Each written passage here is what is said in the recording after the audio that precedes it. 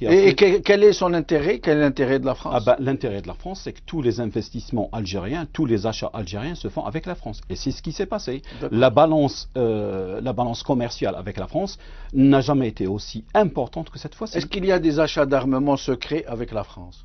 Il y a du petit armement, oui. Mais des équipements pas militaires, pas uniquement avec la France. Quand je dis lobbying, il faut savoir que nous savons, avec certitude, et le DRS le sait aussi parce que bon, c'est de l'intérieur que ça vient, que Saïd Bouteflika s'est même réuni avec des agents du Mossad à Paris, avec les Français. Vous êtes sûr de ce que vous avancez? Vous avez des preuves? On est sûr de ce qu'on avance. Est-ce que vous avez des preuves? Des preuves, bon, ça vient des rapports que nous avons, donc des rapports à l'intérieur du DRS. Je dirais mais c'est peut-être de l'intox. Non, c'est pas de l'intox. Non, c'est pas de l'intox. Nous savons parce que c'est grave comme affirmation.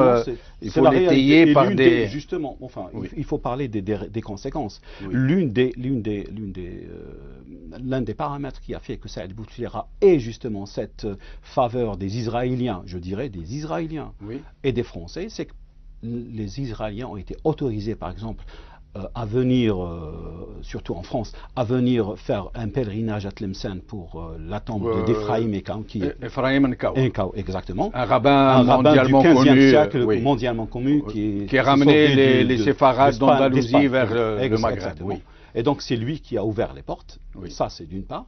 Et d'autre part, les Bouteflika, je dirais, les Bouteflika ont promis des revenus, enfin de donner justement les anciens biens, de redonner les anciens biens des Juifs d'Algérie, et ils ont commencé à le faire. Que Saïd Bouteflika s'est même réuni avec des agents du Mossad à Paris, avec les Français. Vous êtes sûr de ce que vous avancez? Vous avez des preuves? On est sûr de ce qu'on avance.